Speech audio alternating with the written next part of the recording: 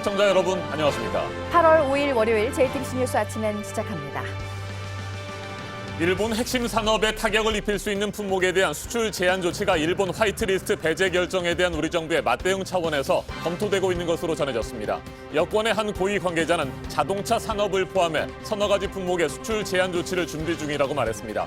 김상조 청와대 정책실장은 이번 주 국내 대기업 경영진과의 만남을 조율하고 있는데 문재인 대통령과 대기업 총수들의 만남도 다시 추진될 가능성이 있습니다.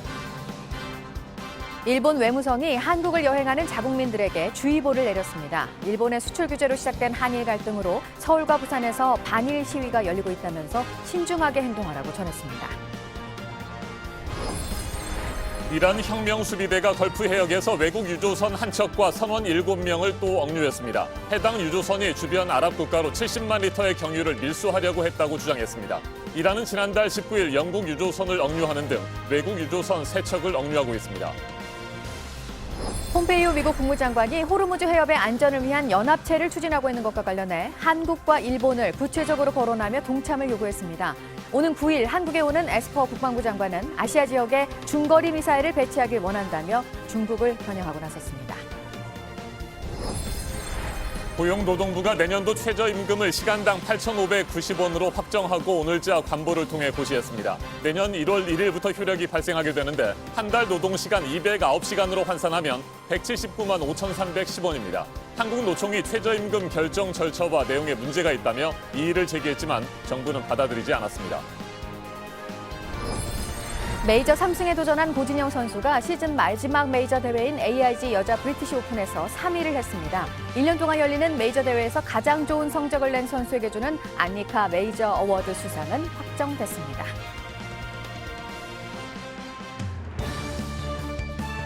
일본의 일방적인 수출 규제와 화이트리스트 배제 결정에 맞대응하기 위한 우리 정부의 구체적인 방안들이 검토되고 있습니다. 일본 핵심 산업에 타격을 입힐 수 있는 서너 가지 품목에 대한 수출 제한 조치도 준비되고 있는 것으로 전해졌습니다. 일본에 대한 반격이 임박했다는 분석이 나옵니다. 네, 일본이 우리를 화이트리스트에서 배제하기에 앞서서 먼저 반도체 관련 수출 규제에 나선 것처럼 우리도 일본을 수출 우대국에서 배제하는 절차에 들어가는 것과 함께 이렇게 먼저 일부 품목을 일본으로 수출하는 걸 제한을 하겠다는 건데요. 다만 어느 정도 타격이 있을지 신중한 전략이 필요하다는 지적도 나옵니다.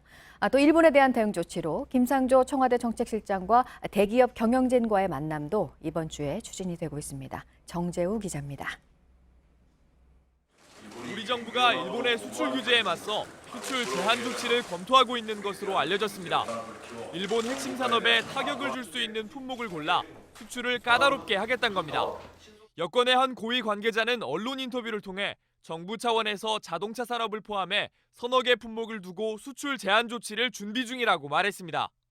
지난 2일 홍남기 경제부총리는 우리도 일본을 화이트리스트에서 빼겠다고 발표했습니다. 하지만 시행령을 개정해야 해 당장은 어렵습니다. 시행령을 개정하는 동안 수출을 제한하면서 투트랙으로 일본에 반격하려는 의도로 보입니다. 다만 타격을 입힐 수 있는 품목이 제한적이라는 의견도 있습니다. 우리가 주로 수출하는 품목은 전략물자에 포함되지 않은 경우가 많고 오히려 우리 기업들이 타격을 입을 수도 있다는 겁니다. 정부는 기업들의 목소리를 다시 듣기로 했습니다. 김상조 정책실장이 국내 대기업들의 경영진과 만남을 조율하고 있는 것으로 알려졌습니다. 삼성, 현대자동차 등이 거론되는데 일본의 화이트리스트 배제로 상황이 악화된 만큼 문재인 대통령과 대기업 총수들의 만남도 추진될 수 있습니다. JTBC 정재우입니다. 일본의 화이트리스트 배제 결정에 따른 대책을 마련하기 위한 고위 당정청 협의회가 어제 열렸습니다. 내년도 본 예산에 소재와 부품 산업 등을 지원하는 데만 1조 원 플러스 알파를 편성하기로 했습니다. 심수미 기자입니다. 굳은 표정으로 시작된 고위 당정청 협의회는 예정 시간을 넘겨 90여 분간 진행됐습니다. 제2의 독립운동의 정신으로 한일 경제대전에서 반드시 승리하겠습니다. 소재, 부품, 장비 산업 경쟁력을 강화하기 위한 중장기 대책이 주로 논의됐습니다. 내년 본 예산에만 1조 원 플러스 알파 규모를 편성하는 한편 핵심 전략 품목의 연구 개발에 예비 타당성 조사를 면제하는 등 규제를 완화하기로 했습니다. 또 홍남기 경제부총리를 위원장으로 하는 범정부 소재 부품 장비 경쟁력 위원회가 꾸려져 부처별 진행 상황을 조율합니다. 구체적인 계획은 오늘 오전 성윤모 산업통상자원부 장관이 발표할 예정입니다. 어제 자리에서는 우리 정부가 일본에 취할 상응 조치 방안은 논의되지 않았습니다. 하지만 향후 일본의 움직임에 따라 국회를 중심으로 일본 물품 수입의 방사능 검사를 강화하는 등의 논의는 계속될 걸로 보입니다. JTBC 심수희입니다. 일본 외무성이 한국 여행주의보를 잇따라 발표하고 있습니다. 반일 시위 때문에 주의가 필요하다는 겁니다. 최근 20여일 동안 일본 외무성이 내린 한국 여행주의보는 4차례입니다. 이서준 기자가 보도합니다. 일본 외무성의 해외 안전 홈페이지입니다. 한국 관련 공지가 어제 게시됐습니다. 일본 관련 집회 시위를 주의하라는 공지입니다. 화이트리스트 배제 조치에 따른 대규모 반일 시위가 서울, 부산 등에서 열리고 있다는 겁니다. 시위 장소에 가까이 가지 말고 일본 관련 시설을 방문할 땐 주의를 기울여야 한다고도 적었습니다. 이처럼 일본 외무성은 최근 들어 수시로 한국 여행 주의보를 공지하고 있습니다. 지난달 19일 70대 남성이 주한일본 대사관 앞에 차를 세우고 분신했을 때 처음 주의보가 올라왔습니다. 지난달 22일 대학생 단체 등이 부산 일본 영사관에 진입해 기습 시위를 벌였을 때 지난달 26일 그리고 어제까지 최근 20여일 동안 4차례 공지됐습니다. 한국 여행객들의 자발적인 일본 여행 보이콧이 확산되는 가운데 일본 정부가 나서서 한국 여행을 자제하라고 권고하는 모양새입니다. JTBC 이서준입니다. 이란 혁명수비대가 걸프 해역에서 외국 유조선을 또 억류했습니다. 70만 리터의 경유를 밀수하려고 했다는 것이 이란 측의 주장입니다. 어느 나라의 선박인지 등은 공개하지 않았습니다. 안태훈 기자가 보도합니다. 이란 혁명수비대가 지난달 31일 밤 걸프 해역에서 외국 유조선 한 척과 선원 7명을 억류했다고 어제 발표했습니다. 억류 지점은 걸프 해역 파르시스 섬 부근 이란 영해입니다. 해당 유조선이 주변 아랍 국가로 70만 리터의 경유를 밀수하려다 적발됐다고 설명했습니다. 어느 나라 선박인지 등 억류 유조선 관련 정보는 아직 공개하지 않고 있습니다. 7명의 선원은 모두 외국인이고 이란 남부 부쉐르항에 있는 것으로 알려졌습니다. 이번 유조선 억류도 서방 세계를 향한 보복 조치의 일환으로 보입니다. 지난달 4일 영국은 지브롤터 해협에서 시리아로 원유를 옮기던 이란 유조선을 억류했습니다. 유럽연합의 시리아 제재 위반이기 때문입니다. 이란은 이때부터 지금까지 유조선 3척을 억류했습니다. 지난달 18일 호르무즈 해협에서 파나마 유조선을 밀수 혐의로 억류했고 다음 날인 19일엔 영국 유조선이 이란 어선과 부딪히고 도주하려 했다며 억류했습니다. JTBC 안태훈입니다. 이처럼 호르무즈 해협의 긴장감이 높아지고 있는 가운데 마이크 폼페이오 미 국무장관은 선박의 안전을 위한 이른바 호위 연합체에 각국의 동참을 계속해서 촉구하고 있습니다. 특히 이번에는 한국과 일본을 콕 찍어서 거론했습니다. 그리고 마크 에스퍼 미 국방장관은 아시아에 중거리 미사일을 배치하고 싶다고 말했습니다. 중국을 견제하겠다는 것인데 외신들은 배치 장소로 한국도 거론하고 있습니다. 워싱턴을 연결합니다.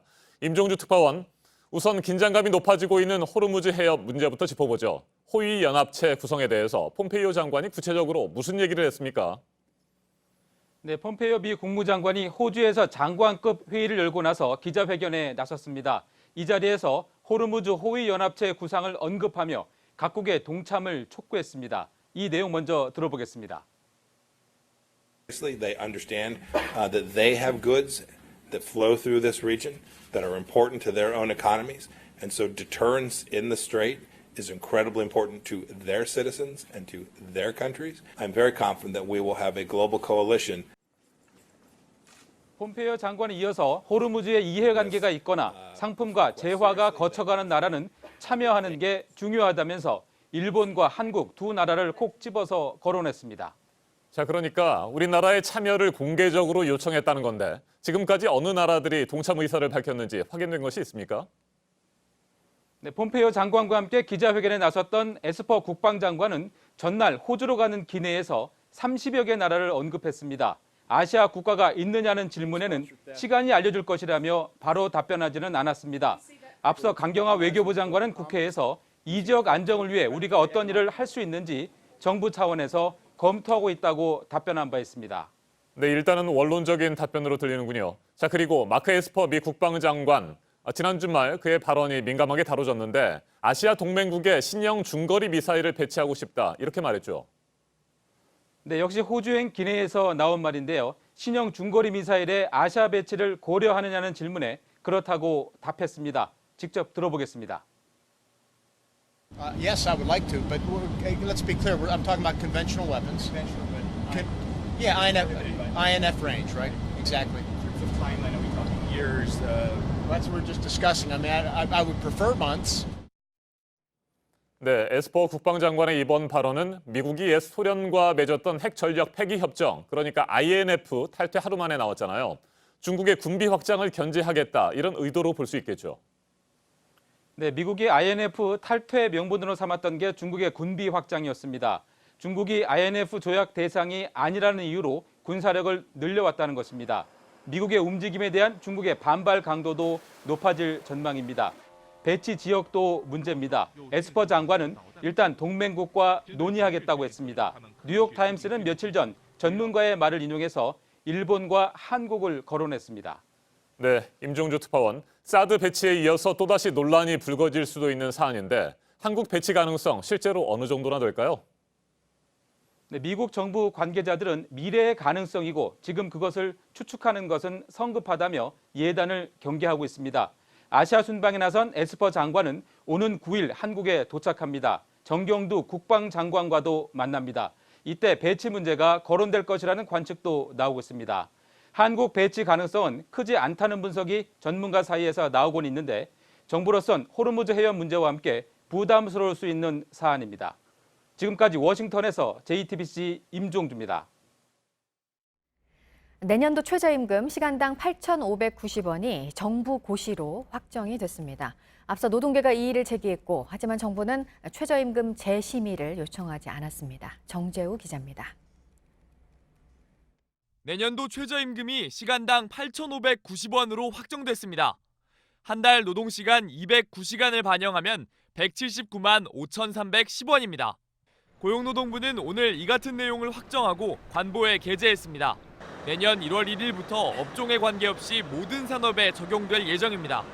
올해보다 2.9% 오른 건데 역대 세 번째로 낮은 인상률입니다. 지난달 최저임금위원회에서 시간당 8,590원이 결정된 뒤 노동계는 크게 반발했습니다. 한국노총은 고용부에 공식적으로 이의를 제기했습니다. 2020년 적용 최저임금 결정안이 명백히 법을 위반하였고 절차상의 하자가 있기에 고용노동부 장관에게 이의제기서를 제출합니다. 노동자의 생계를 고려하지 않은 데다 결정 절차에도 문제가 있었다는 겁니다. 하지만 고용부는 재심의할 이유가 없다며 이의 제기를 받아들이지 않았습니다.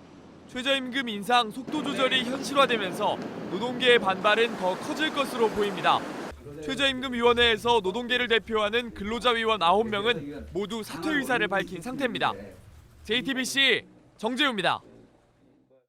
네, 지난주부터 미국에서 발생한 총격 사건 소식을 계속 전해드렸었는데 주말에만 2건이 더 있었습니다. 30명가량이 목숨을 잃었습니다.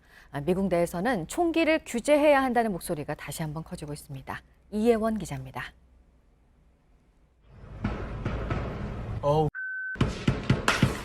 총소리가 계속 이어지고 사람들은 황급히 도망칩니다. 미국 오하이오주 데이턴에서 현지 시간 어제 새벽 1시를 넘겨 벌어진 총기 난사 사건 현장입니다. 이 사고로 9명이 숨지고 최소 16명이 다쳤습니다. 현지 경찰에 따르면 용의자도 현장에서 숨졌습니다. 이보다 하루 앞서 텍사스주 엘패소의 월마트에서도 총기 난사가 벌어졌습니다. 무려 20명이 숨지고 26명이 다쳤습니다. 주말을 맞아 생필품을 사러 왔던 시민들에게 쇼핑은 악몽이 됐습니다. The first thing I heard was the gunshots, and then when I turned around and to see what was going on, that's when I saw him, and that's when I ran back with my mom and I told her, let's go, let's go, let's go. 부상자는 4개월 된 아기부터 80대 노인까지 다양한데 이 중엔 생명이 위독한 사람도 있습니다. 경찰은 현장에서 21살의 백인 남성 패트릭 크루시어스를 용의자로 체포했습니다. 경찰은 크루시어스가 온라인에 인종차별적인 내용의 성명서를 올렸다고 밝혔습니다. JTBC 이연입니다. 네, 지금 보셨지만 주말 사이 미국에서 일어난 두 건의 총격 사고, 그 가운데 텍사스 엘페소의 월마트에서 발생한 사건은 20명이 숨졌습니다. 지금 용의자가 잡혀 있는데 증오 범죄로 추정이 되고 있어서 논란은 더 커지고 있습니다. 보도국 연결해서 알아봅니다. 이재승 기자, 백인 남성의 20대 초반이라고 하는데 범행을 저지르고 도주할 생각도 없었다 그러네요. 네, 용의자의 신상은 워싱턴 포스트가 이 법원 기록을 토대로 보도하면서 알려졌습니다. 용의자 패트릭 크루시어스는 21살 남성입니다. 키 183cm에 체중 100kg의 건장한 체격으로 텍사스주 올패트리켄 출신이라고 전해졌습니다. 총기 난사 후 경찰이 출동하자 용의자는 저항 없이 투항했습니다. 이에 대해서 전문가들은 확신범의 패턴이라고 분석했습니다. 욱해서 사건을 벌인 것이 아니라 평소 자신의 생각대로 총격을 가했다는 겁니다. 올패트리켄은 엘페소에서 자동차로 10시간 거리로 꽤 떨어진 곳인데요. 크루시어스는 현재 엘페소 시내 구치소에 구금됐으며 최고 사형 구형이 가능한 가중 1급 살인 혐의가 적용됐습니다. 네, 이렇게 증오 범죄로 보이는 이 총격 사건들과 관련해서 민주당의 대선 주자들도 앞다퉈서 공약을 내놓고 있네요. 네, 그렇습니다. 엘페소가 고향인 민주당 대선 주자 베토 오로크 전 하원 의원은 주말 유세 일정을 취소하고 이 엘페소 총격 현장으로 향했습니다. 오로크 전 의원은 미 CNN 방송과의 인터뷰에서 트럼프 대통령이 백인 우월주의자라고 생각하는가라는 질문에 그렇다고 답했습니다. 이어서 트럼프 대통령이 멕시코 출신 이민자를 강간범으로 몰아세우고 또 망명 신청자들을 기생충이라고 모욕한 것에 비춰보면 그렇다는 말이라고 덧붙였습니다. 또 다른 대선 주자인 피트 부티지지 인디애나주 사우스밴드 시장은 엘페소 총기 난사를 국가안보를 위협하는 백인 우월주의 폭력으로 규정했습니다. 그러면서 트럼프 대통령이 백인 우월주의를 용인하고 있다며 미국 정부가 강력한 총기 규제에 나서야 한다고 주장했습니다. 그러나 트럼프 책임론에 대해서 백악관은 정치적 의도가 있다며 트럼프 대통령을 엄호했습니다. 멀베인이 백악관 비서실장 대행은 총격 용의자들을 병자라고 지칭한 뒤 정작 책임져야 할 사람은 방아쇠를 당긴 이들이라고 말했습니다. 지금까지 아침엔 지금 JTBC 이재승입니다. 이번에는 오늘 아침 체크해봐야 할 뉴스들을 분야별로 살펴보겠습니다. 먼저 정치 분야입니다. 문재인 대통령이 이르면 이번 주 후반 개각을 단행할 것으로 예상됩니다. 개각 대상은 법무부 장관과 여성가족부 장관, 농림축산식품부 장관, 그리고 현재 비어있거나 사의를 표명한 공정거래위원장과 금융위원장, 방송통신위원장 등 6명 안팎으로 전망됩니다. 바른미래당 혁신위원회가 오늘부터 당 주요 인사들을 상대로 당의 미래와 비전을 묻는 공개 검증을 실시합니다. 오신환 원내대표 등 비당권파는 참여하지만 손학규 대표 측 당권파는 불참 의사를 밝혔습니다. 공개 검증 대신에 내년 총선에 대한 비전을 담는 손학규 선언을 준비하고 있어서 양측의 정면 충돌이 예상됩니다. 바른미래당과 마찬가지로 당내 갈등을 겪고 있는 민주평화당은 오늘 의원 전원이 참석하는 워크숍을 열고 당의 진로를 논의합니다. 비당권파 의원들은 정동영 대표에게 기득권을 내려놓고 제3지대 신당 창당에 함께하자는 내용의 최종 요구안을 전달할 예정인 것으로 알려졌습니다. 요구안이 받아들여지지 않으면 제3의 길을 찾겠다는 입장입니다. 네, 반도체 업종의 부진을 보여주는 게요. 올 상반기 국내 주요 대기업 55곳의 영업이익이 지난해보다 40% 가까이 줄었는데 삼성전자와 SK하이닉스의 흑자가 크게 줄어든 게 결정적이었습니다. 석유화학 대기업들도 최대 70%대까지 영업이익이 줄었습니다.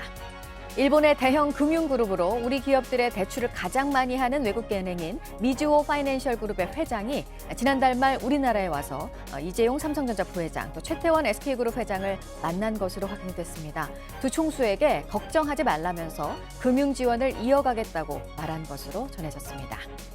일본 기업들이 대거 참여를 하는 국내 최대 규모의 해외 취업 박람회가 다음 달로 예정이 돼 있었는데요. 정부가 다시 검토를 하기로 했습니다. 해외 취업 지원 서비스는 그대로 운영하고 행사 자체도 취소하지는 않지만 일정을 바꾸거나 일본 기업들의 참여를 대폭 줄이는 방안 등이 검토가 되고 있습니다. 계속해서 사회 분야 뉴스입니다. 어제 오후 3시 반쯤 전북 고창군의 한 밭에서 80대 노인이 의식을 잃고 쓰러진 채 발견됐습니다. 발견 당시 체온이 42도에 육박했는데 병원으로 옮겨졌지만 숨졌습니다. 열사병에 의한 심정지로 추정됩니다. 경찰이 정확한 사망 경위를 조사하고 있습니다. 어제 오후 충남 태안 앞바다에서 레저용 모터보트 2대가 엔진 고장으로 표류하다가 구조됐습니다. 오전 11시와 오후 2시 비슷한 해역에서 잇따라 사고가 났는데 낚시꾼 6명은 무사히 구조됐습니다. 해경은 출항 전 보트 상태를 반드시 점검하라며 주의를 당부했습니다. 어제 오후 3시쯤 경북 영덕군 축산항 인근 바다에서 크레인이 바다로 넘어졌습니다. 바지선 위에서 작업을 하던 도중 사고가 났는데 인명피해와 해상 오염은 없었습니다. 해경이 공사업체 관계자들을 상대로 정확한 사고 경위를 조사 중입니다. 아리랑을 소재로 한 세계 대축전이 오는 16일부터 이틀 동안 강원도 고성에서 열립니다. DMZ 지역에서 하나된 아리랑으로 평화를 노래한다는 행사입니다. 그룹 방탄소년단의 데뷔곡인 No More Dream의 뮤직비디오가 공개가 되고 6년여 만에 유튜브 조회수 1억 건을 넘어섰습니다. 1억 번 넘게 본 뮤직비디오를 모두 21편 가지게 된 방탄소년단입니다. 사생활 문제로 구설에 오른 H.O.T의 멤버 강타 씨가 어제 하려던 신곡 발표를 취소했습니다. 출연 예정인 뮤지컬과 다음 달 열리는 H.O.T 공연에 대해서는 혼자 결정할 수가 없다면서 관계자들의 피해를 최소화하는 방향으로 노력하겠다고 밝혔습니다.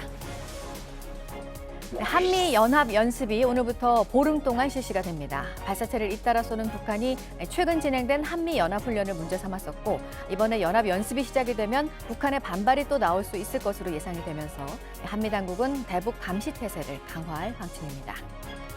이번 임시국회를 안보국회로 열기로 여야가 합의한 데 따라서 오늘 국방위원회 전체 회의가 열립니다. 북한 발사체와 관련한 문제와 함께 일본의 경제 조치로 한일 군사정보보호협정을 파기해야 할지 이 문제가 오늘 쟁점이 될 것으로 보입니다. 정부가 오늘부터 돼지 농가를 대상으로 일제 단속에 나서는데요. 아프리카 돼지열병 예방을 위해서입니다. 불법으로 남은 음식물을 처리하고 가축의 먹이로 주는 농가가 있는지 점검할 예정입니다. 주목할 만한 분야별 뉴스들 체크해드렸습니다. 이어서 기상정보입니다. 전국 대부분 지역에 폭염경보 계속 발효 중입니다. 오늘 어제보다 1, 2도 정도 더 오르는 곳이 많겠고요. 자외선 지수와 불쾌지수 모두 매우 높음까지 치솟겠습니다. 오늘 낮 최고 기온 서울이 37도, 청주와 대전, 전주와 광주 36도, 대구는 35도까지 오르겠고요. 북한은 대체로 35도를 밑돌면서 우리나라보다는 기온이 조금 낮겠습니다. 오늘 하늘은 맑은 가운데 대기 불안정으로 오후 한때 중부 내륙에 최대 20mm 정도 소나기 소식이 있습니다. 오전까지 중서부 지방은 미세먼지 농도가 다소 높겠습니다. 제8호 태풍 프란시스코가 점차 다가오고 있습니다. 내일 오후부터 본격 한반도에 가까워지겠고요. 남해안에 상륙한 뒤 이후 내륙을 관통해서 모레 밤사이 동해안을 통해서 빠져나가겠습니다. 태풍의 영향으로 내일부터 비 소식이 있습니다. 내일 오후 제주와 남해안을 시작으로 저녁에는 남부지방, 모레 전국에 비가 오겠습니다. 동해안을 중심으로 많은 곳은 최대 200mm 이상 쏟아지겠습니다. 비가 오면서 기온은 잠시 떨어졌다가 비가 그친 뒤 다시 오르겠습니다. 기상정보였습니다.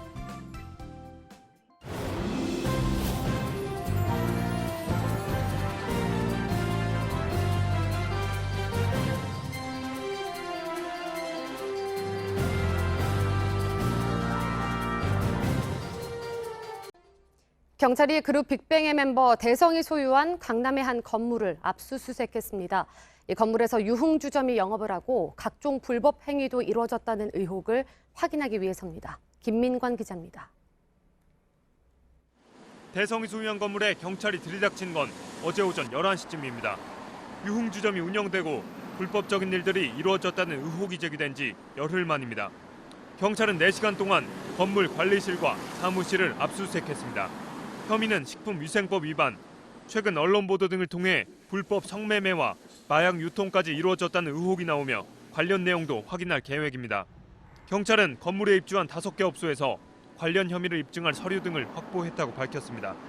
대성은 지하 1층에 지상 6층인 이 건물을 2017년 사들였고 불법 영업을 몰랐다는 입장입니다. 하지만 건물 매입 전 불법 영업을 방조했을 경우에 대해 법률 자문을 받았다는 의혹이 제기된 상태입니다. 건물주인 대성이 성매매 등을 알고 있었다면 방조죄로 처벌받을 가능성도 있습니다.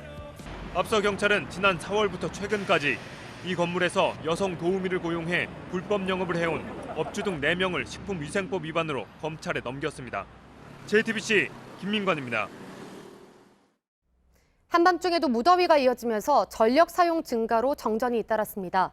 어젯밤 9시 반쯤 인천 남동구 간석동의 한 아파트 단지에선 7개 동 400여 가구의 전기 공급이 끊겼습니다. 오늘 새벽 1시쯤 전기가 다시 공급될 때까지 주민들은 3시간 넘게 불편을 겪었습니다. 어제 저녁 8시 43분쯤 경기도 고양시 행신동의 아파트 단지에도 6시간가량 전기가 끊겼습니다. 한전 측은 긴급 복구에 나섰고 노후화된 변압기를 교체해 오늘 새벽 3시쯤 전기 공급을 재개했습니다. 부산 기장군에서 SUV 차량이 인도로 돌진해 보행자 1명이 숨지고 차에 타고 있던 3명이 크게 다쳤습니다. 어제 저녁 7시 10분쯤 부산 기장군의 한 도로를 달리던 소렌토 승용차가 중앙선을 넘어 반대편 인도로 돌진했습니다. 이 사고로 인도를 걷고 있던 47살 김모 씨가 숨졌습니다. 또 차량 운전자 55살 윤모 씨는 복부를 크게 다쳤고 동승자 2명도 골절상을 입고 병원에서 치료를 받고 있습니다. 경찰은 자세한 사고 경위를 조사하고 있습니다. 어젯밤 9시 4분쯤 경북 경주시 외동읍 모화공단에 있는 자동차 부품 공장에서 불이 났습니다. 불이 나자 소방당국은 관할 소방서 인력 전체가 출동하는 경보령 대응 1단계를 발령했습니다. 화학차와 소방차 등 20척대를 동원해 진화 작업에 나섰고 2시간 30분 만에 큰 불길을 잡았습니다. 다행히 공장이 휴가 기간이어서 인명피해는 없었습니다. 경찰과 소방당국은 화재 원인과 피해 규모를 조사하고 있습니다. 정치 사회적으로 논란이 뜨거운 이슈에 대해 다양한 목소리를 들어보는 맞짱 토론 시간입니다. 오늘은 최근 여야가 공방을 벌이고 있는 안보 현안에 대한 국회 논의와 정치권 움직임들을 짚어보겠습니다. 오늘 국회 국방위원회 전체 회의가 열릴 예정인데 지난 2일이죠. 일본 아베 정권이 우리나라를 화이트리스트에서 배제한 것과 관련한 한일 정보보호협정 지소미아 파기 문제도 여야의 격돌이 예상됩니다. 먼저 출연자들을 소개해드립니다. 먼저 제 오른쪽에 바른미래당 이태규 의원 나오셨습니다. 안녕하십니까? 네, 제 왼쪽에 민주평화당 김경진 의원 나오셨습니다. 어서 오십시오. 네, 앞서 저희가 뉴스 초반에 전해드린 것처럼 우리 정부는 현재 일본 핵심 산업에 타격을 입힐 수 있는 서너 개 품목에 대해 일본 수출을 제한하는 방안을 검토하고 있습니다. 이와 함께 한일 정보보호협정 파기 여부도 검토되고 있는 것으로 전해지고 있는데 이에 대한 입장부터 듣겠습니다. 먼저 이태규 의원, 한일 정보보호협정 파기 문제 어떤 의견이십니까? 저는 뭐 개인적으로 또 당도 크게 다르지는 않을 것 같을 때는 신중할 필요가 있다 이렇게 생각이 듭니다. 일단 이 지소미아라고 하는 이 정보 보호 협정에 대해서 우리가 이제 북한에 대한 어떤 그 정보 감시 능력을 강화하고 또 양질의 정보 자산을 획득하기 위해서 사실 일본하고 맺은 거기 때문에 이런 부분을 현재 문제로 확전을 시켜서 이렇게 만약에 지소미아 폐기가 만약에 현재 한일 갈등 문제를 푸는 어떤 그 만병통치약처럼 이렇게 이야기가 되고 있는데 이런 부분은 사실 미국의 입장에서 본다면 이것이 한미일 안보 협력의 상징적인 어떤 그 의미를 갖고 있는 거거든요. 그래서 이제 이런 부분을 한다면 적어도 미국의 어떤 의사와 의사를 충분하게 타진하고 거기에 대한 협의가 있어야 된다고 보고 있고요. 기본적으로 이 부분이 과연 일본의 현재 어떤 그 치졸한 경제보복 조치를 우리가 무력화시킬 수 있는 여기다 아주 중대한 타격을 줄 수 있는 획기적인 조치냐. 이 부분에는 전략적인 판단이 분명하게 있어야 된다. 이런 거를 판단한 후에 저는 치밀하고 냉정하게 국민적 공감대 속에서 풀어나가는 것이 이후에 우리가 일본하고 싸움에서 이겨나가는 중요한 좀 관건이 될 거라고 생각이 들거든요. 다만 그런데 이제 그런 판단이 없이 지금 정부 여당의 모든 인사들이 지금 지소미아의 폐기를 기정사실화하는 것처럼 이렇게 이야기를 하고 있거든요. 그렇다면 현재 일본의 어떤 보복 처리가 없거나 또 어떤 미국이나 인도의 획기적인 어떤 중재 조치가 없는 상태에서는 사실 이거를 이제 폐기를 안 하면 오히려 정부 입장이 우스워지는 이런 상황까지 와 있거든요. 과연 이런 문제를 이렇게 다뤄가는 것이 맞는가? 이런 부분에서 우리가 좀 더 신중하고 냉정하게 판단해 볼 필요가 있다. 이렇게 생각하고 있습니다. 네, 과연 파기를 했을 경우에 어느 정도나 효과가 있는지를 따져봐야 된다. 이런 말씀이신 것 같은데 의원님께서는 그렇다면 득보다 실이 클 수 있다. 이런 생각이십니까? 그렇지는 않습니다. 이런 부분에 있어서 적어도 이것이 한일 갈등 문제를 풀어나가고 또 미국이 적극적으로 중재에 나서도록 하는 데 있어서의 지렛대 역할을 한다면 충분하게 저는 폐기 문제를 검토할 수 있다고 생각이 드는데 과연 이제 더 정확한 어떤 득실이나 이런 부분은 저는 하나의 저의 개인보다는 아마 정부가 더 냉정하게 판단하고 있을 거라고 생각하고 있거든요. 그 부분에 대해서 저는 야당한테도 충분하게 설득할 필요가 있다. 네. 공개하지 않는 범위 내에서 이렇게 해서 이것은 여야 공동으로 정치권의 합의로 해서 폐기를 해야 저럴 때는 일본에 타격을 줘도 줄 수 있는 것이 아닌가. 그리고 미국의 양해를 구해도 구할 수 있는 것이 아닌가. 이런 취지로 말씀을 드리는 것입니다. 알겠습니다. 김경진 의원께서는 어떤 생각이십니까? 저도 큰 틀에서는 신중하게 결정해야 된다. 이 자세의 측면에서는. 네. 근데 다만 구체적인 내용에 있어서는 폐기하는 것도 충분히 고려할 만하다. 저는 이렇게 보고 있습니다. 그러니까 지소미아가 체결돼 가지고 발효한 지 한 3년쯤 지났고 올해 작년 2해 동안은 실은 이 군사정보 교류 건수가 그렇게 네. 안 많다는 거거든요, 보면. 그리고 지소미아 체결 이전에도 사실은 이게 체결이 안 됐다고 그래서 크게 무슨 이 우리나라 국방정보 획득 과정에서 큰 문제가 있지는 않았던 것 같습니다. 근데 이게 체결된 것은 사실은 한국과 일본의 어떤 군사정보 수집의 필요성도 있지만 네. 큰 틀에서 봐서는 미국의 동북아시아 군사협력체제 구축을 위한 필수 불가결한 어떤 미국의 입장에서 이게 체결이 된 것이고 그렇다면 지금 한국과 일본 사이에 경제전쟁이 발생한 이 상황에서 미국이 지렛대의 역할을 네. 지금 전혀 안 해주고 있는데 이 지렛대의 역할을 촉구하는 의미에서 그리고 실제로 이 지소미아가 우리 정부에서 큰 틀의 어떤 효용성을 가지고 있지 않는다는 의미에서 또 군사정보가 굳이 일본으로부터 획득하지 않는다고 할지라도 미군을 통해서 획득할 수 있는 우회 통로가 충분히 있다는 점에서 사실은 이 지금 한일 간에 벌어지고 있는 이 어떤 경제적인 문제를 해결하는 하나의 지렛대로서 지소미아 파기 문제 충분히 검토할 만하다라고 보고 있습니다. 네.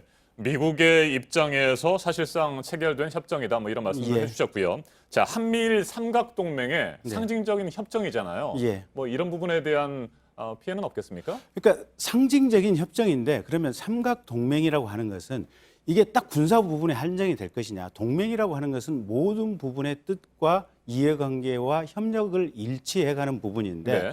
경제라고 하는 한 분야에 있어서는 이 삼각동맹의 두 축이 전쟁을 벌이면서 남은 한 축은 또 군사적으로 열심히 협력하라 이 자체가 어불성설인 거고요. 네.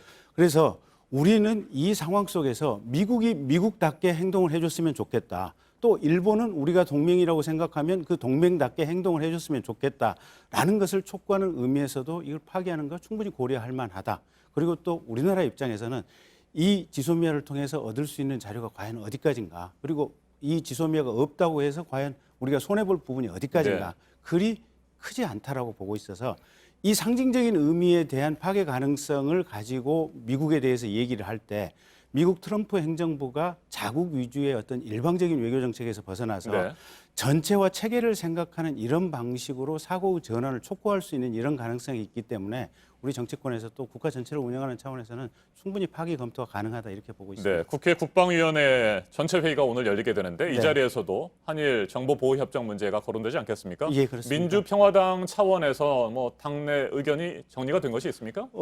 당 내에서 공식적으로 이 문제를 정리를 하지는 않았지만 정동영 대표라든지 또 박지원 전 대표 두 분께서 같은 목소리를 내고 있습니다. 파기를 검토할 수도 있는 것이 아니냐 같은 목소리를 내고 있어서 당의 큰 방향의 의견은 같은 방향으로 갈 것으로 보여집니다. 네, 이태규 의원님, 바른미래당에서는 당 차원의 입장이 정리가 됐습니까? 여기에 대한 당 차원의 입장은 없습니다.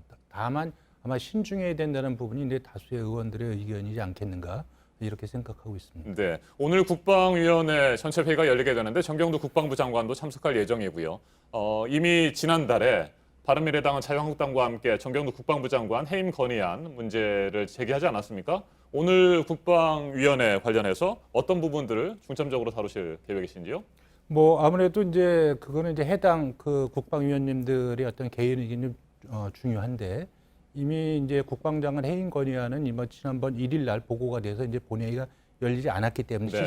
이미 자동으로 이제 폐기가 됐고 지금 이제 상황이 이제 중국과 러시아의 어떤 우리 영공 침범 문제라든가 또 북한의 계속했던 무력 시위, 도발 이런 부분도 또 지금 말씀하신 지소미아 문제 이런 부분이 굉장히 중요하기 때문에 이런 부분에서 이제 정부를 압박하기나 이런 것보다는 실질적으로 현재 우리 대한민국에 처해 있는 안보 상황을 정확하게 분석하고 대책을 논의하는 그런 좀 차분하고 좀 원칙 있는 그런 상임위가 됐으면 하는 개인적인 바람을 갖고 있습니다. 다만 그럼에도 불구하고 이제 2월 달에 하노이 그 북미 정상회담 노들 이후에 지금 네. 5차례 지금 무력 시위를 지금 북한이 하고 있거든요. 여기에 대해서 지금 이제 정부가 과연 원칙이 있고 분명하게 확고하게 지금 안보 태세를 견지하고 북한에 대해서 엄중하게 경고를 하고 있느냐. 이 부분에서 이제 야당 입장에서는 굉장히 부족하다고 생각을 하고 있거든요. 이 부분에 대한 굉장히 원칙 있는 대응을 요구할 가능성은 높다 이렇게 생각하고 있습니다. 네, 북한의 단거리 발사체 발사가 최근 잇따르는 상황이기 때문에 오늘 이 부분도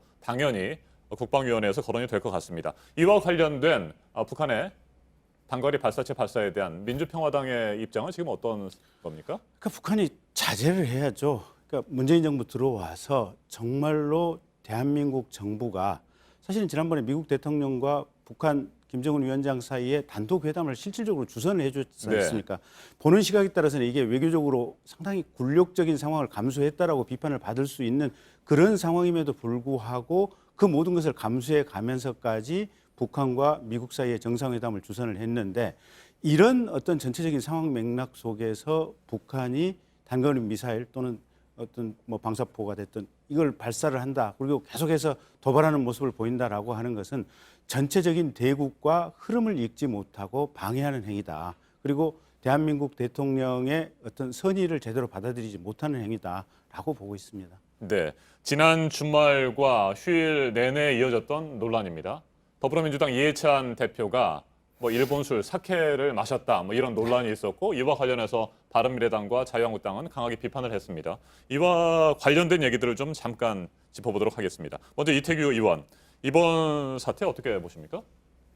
글쎄 이걸 뭐 사태로까지 네. 표현을 해드린지는 저는 개인적으로 좀 의문인데 사실 뭐 상황이 굉장히 엄중하게 국민들께서 느끼고 있는데 이런 부분에서 이제 정치인이나 공직자들이 조금 본인의 어떤 처신하는 부분에 있어서 조금 신중을 좀 기할 필요가 있다. 이런 부분에 있어서 저는 아쉬움이 있습니다. 그렇지만 적어도 이 낮에 일식집에 가서 반주로 정종 한 잔 정도를 먹은 걸 가지고 여야가 맞붙어서 이렇게까지 논쟁을 벌여야 되는가 이런 사안은 저는 분명히 아니라고 생각이 들고 과연 국민들이나 또 일본 입장에서 한국의 정치권은 정말 저런 걸 가지고 좀 싸우고 있구나 이럴 때 얼마나 한심하게 보겠습니까? 저는 이런 측면에서 여야가 자제할 필요가 있다. 이런 생각을 좀 갖고 있고요.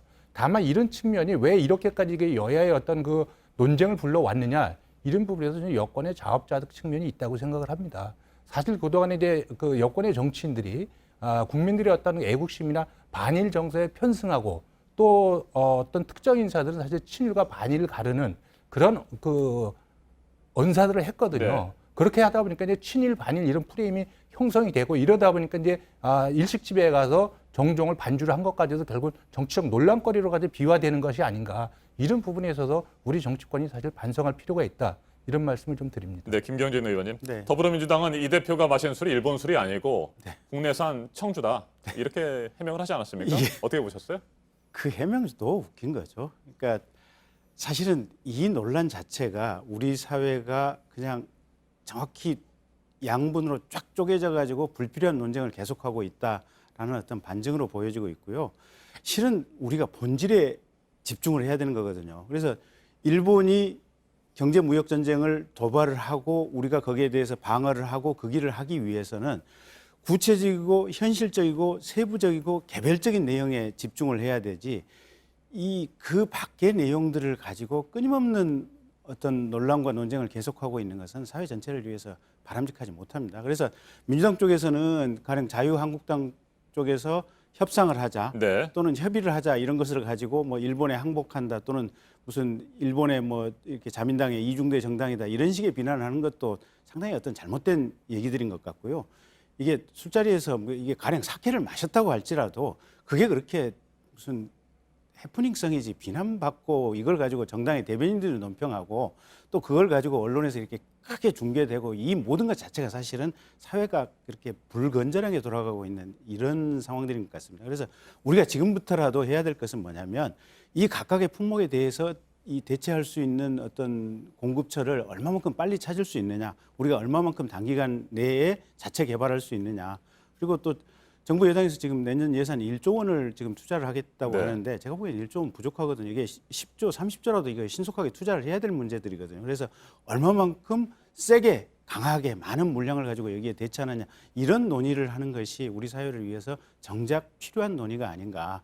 그리고 그리고 지금은 어차피 큰 틀에서 보면 대통령께서 갈 방향을 정했으니까 이제는 단합해야 되고 그 방향 속에서 가장 최적의 어떤 세부 방안을 도출해내야 될 이런 시기이기 때문에 저런 식의 논쟁은 상당히 불필요한 논쟁이 아닌가 싶습니다. 네, 내년도 예산에 일본 대응 예산 1조 원 플러스 알파를 반영하기로 어제 당정청 협의회 더불어민주당과 청와대 정부가 합의를 했습니다. 이와 관련한 얘기를 좀 한번 해보죠. 구체적으로 오늘 아침에 저희가 전해드린 것처럼 얘기가 나오는 것은 일본 핵심 산업에 타격을 입힐 수 있는 서너 개 품목에 대한 수출 제한 조치를 검토하고 있다, 이런 기사가 나왔습니다. 이와 관련한 의견을 좀 들어보도록 하겠습니다. 이태규 의원, 어떻게 생각하십니까? 뭐 일단 일본이 우리한테 경제 보복을 했기 때문에 우리가 거기다 맞대응을 쌓는, 지금 국민들이 바라는 것은 사실 장기적인 어떤 뭐 수입선 다변화라든지 부품 소재 국산화도 이건 시간이 오래 걸리는 네. 거거든요. 일단 우리도 얼마든지 일본 경제에 타격을 줄 수 있다. 여기에 맞대응할 카드가 있다. 이런 거를 보여주는 거는 적당하다고 생각을 합니다. 그래서 일본도 일본의 본인들의 어떤 그 경제 보복 조치가 결국은 자국에도 엄청난 피해를 초래한다는 부분을 인식시켜 주는 거, 그리고 거기에 대한 효과적인 카드를 제시하는 거, 이건 저는 굉장히 바람직하다고 생각이 들거든요. 네. 사실 어떤 그 통상 리스크나 이런 부분들은 개별 기업들이 대응하기는 어려운 문제거든요. 네. 이런 부분에서 정부가 분명하게 창과 방패가 되어줘야 된다. 그래서 이번에 이제 정부가 그러한 수출 규제 품목을 정하고 이런 부분들이 저는 일본 경제에 분명하게 어떤 그 경고를 줄 수 있는, 그래서 일본의 판단이 잘못됐다는 것을 알려주는 이런 아주 효율적인 카드가 되기를 저는 기대하고 있습니다. 네, 일본 핵심 산업 품목에 대한 수출 제한 조치의 필요성, 김경진 의원도 동의하십니까? 아니, 정부에서 그렇게 하겠다고 하면 어차피 지금 경제 전쟁의 시기니까 어떤 수단을 쓰든지 간에 이게 효과적이기만 하면 당연히 쓸 수 있다라고 지금 네. 보고 있고요. 다만 우려는 뭐냐면 그 구체적인 품목이 뭐냐, 그리고 일본 경제에 대해서 구체적으로 얼마만큼의 타격을 줄 수 있냐, 이게 관건인데 사실은 구체적인 내용이 안 나오고 있습니다. 그러니까 제일 국민들이 걱정하는 부분이 가령 소재 산업에 대해서 대체 공급처를 찾는다. 네. 우리가 일본과 경제 정쟁을 통해서 이길 수 있다라고 했을 때 구체적으로 어떤 방법으로 어떻게 육성을 해서 몇 개월 내에 이 지금 디테일한 타임 테이블과 어떤 디테일한 내용이 안 나온다는 거거든요. 그러니까 우리가 똑같은 화이트리스트 보복을 한다고 했을 때 어떤 품목이 어떤 타격 효과를 줄 수 있느냐, 사실은 그 내용이 안 나오는 거거든요. 그러면 일본 정부 입장에서는 한국 정부는 쟤들은 말뿐이다. 실은 그냥 자국인을 위한, 대한민국 자국 국민을 위한 얘기를 하는 것이지 우리에게 실질적인 어떤 타격을 줄 수 있는 내용은 없다라고 판단을 했을 때 네. 결국은 이게 내용 분석, 상황 분석에서 밀리는 거거든요. 그래서 그런 부분이 제대로 갖춰져 있기를, 그리고 그런 상태에서 부총리께서 그런 말씀을 하셨기를 바라는 바입니다. 알겠습니다. 끝으로 바른미래당과 민주평화당의 당내 상황 간단히 짚어보고 토론을 마무리하도록 하겠습니다. 바른미래당 혁신위원회, 오늘부터 당내 주요 인사들을 대상으로 검증 작업이 진행이 되는 거죠?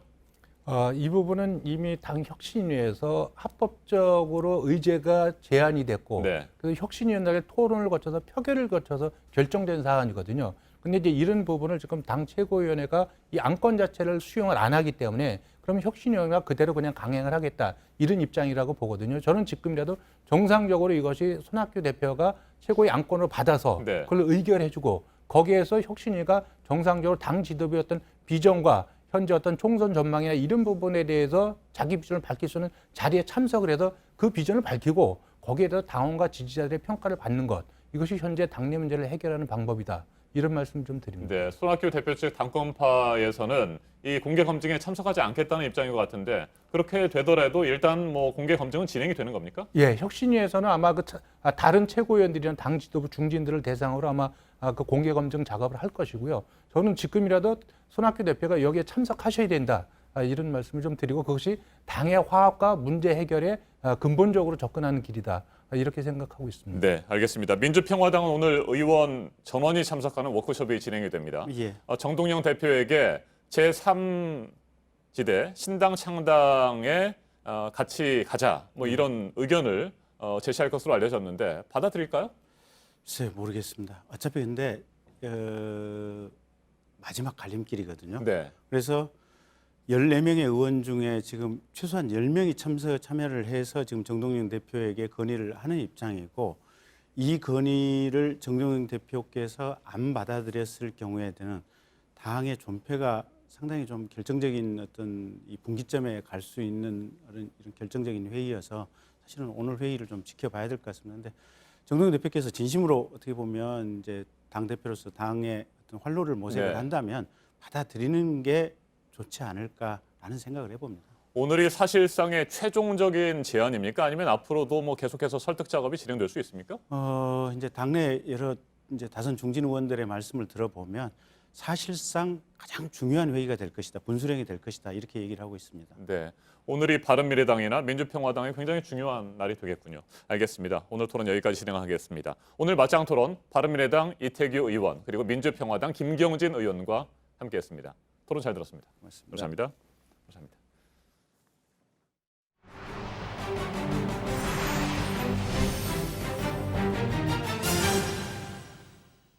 우리 기업들이 일본 제품을 들여올 때 받았던 혜택이 이제 없도록 일본이 결정을 하기 전 이를 막기 위해서 끝까지 외교적 노력들을 했었습니다.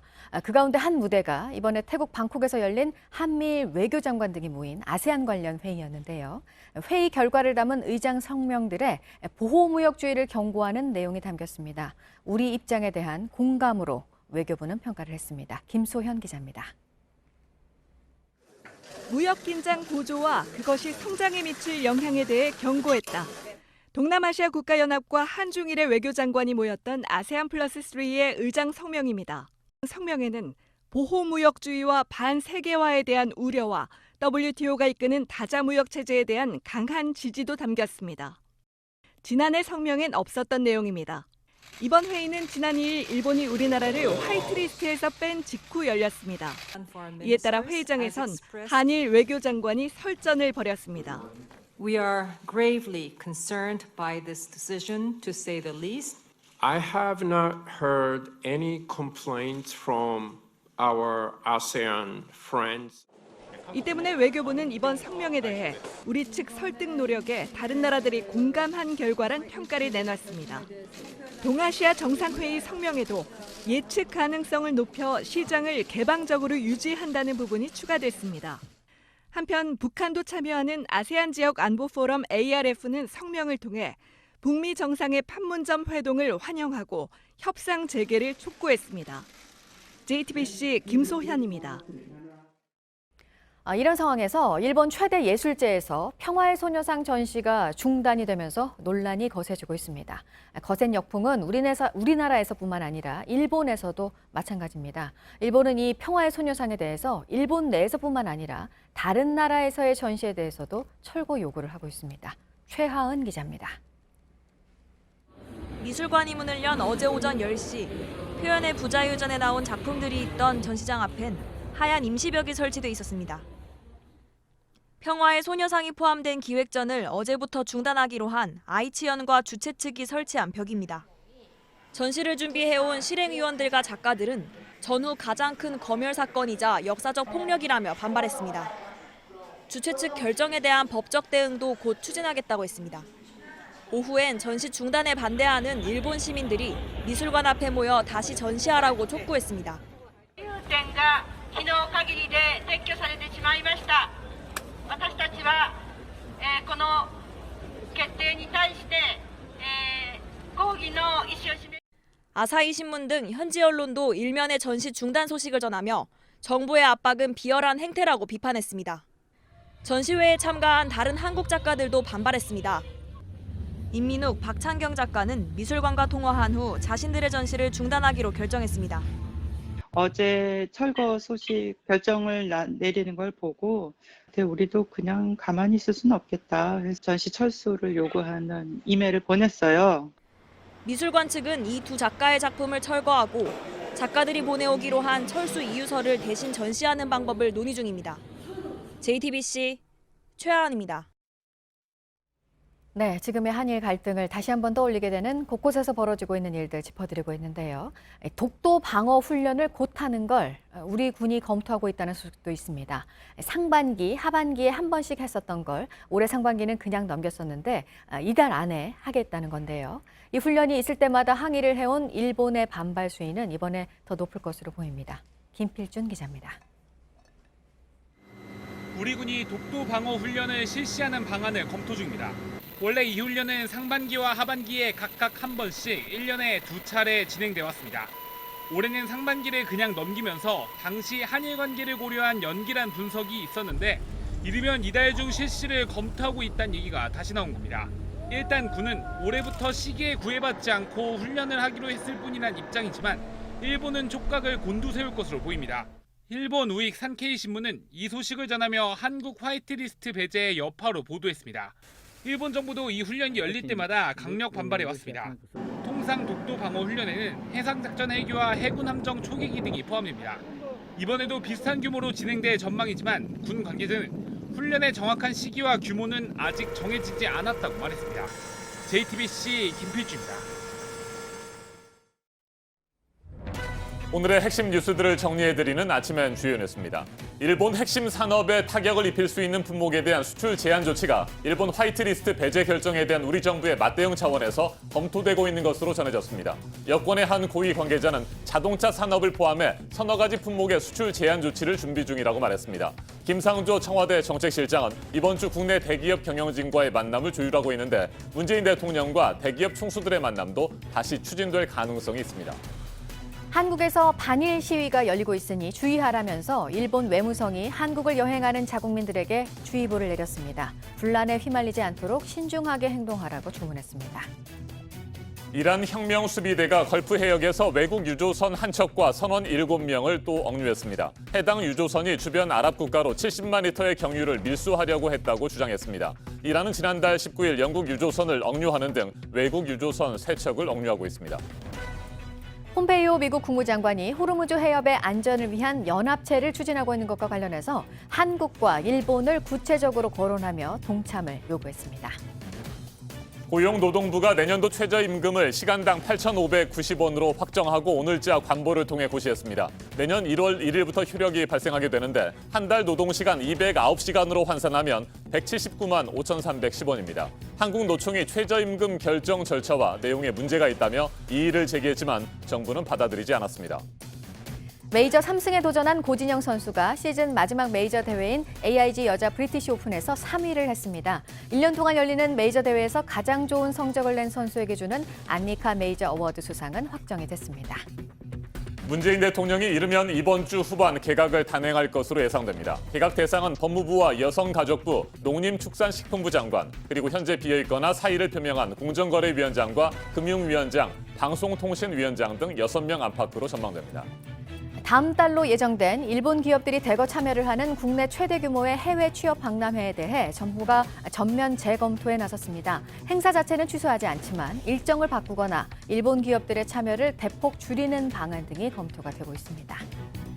어제 오후 3시 반쯤 전북 고창군의 한 밭에서 80대 노인이 의식을 잃고 쓰러진 채 발견됐습니다. 발견 당시 체온이 42도에 육박했는데 병원으로 옮겨졌지만 숨졌습니다. 열사병에 의한 심정지로 추정됩니다. 지금까지 아침엔 주요 뉴스 정리해드렸습니다. 일본이 평화의 소녀상에 대해 시비를 거는 건 나고야에서만이 아닙니다. 최근 일본 대사관이 독일의 한 전시관에 공문을 보내 소녀상을 철거하라는 요구를 한 걸로 드러났습니다.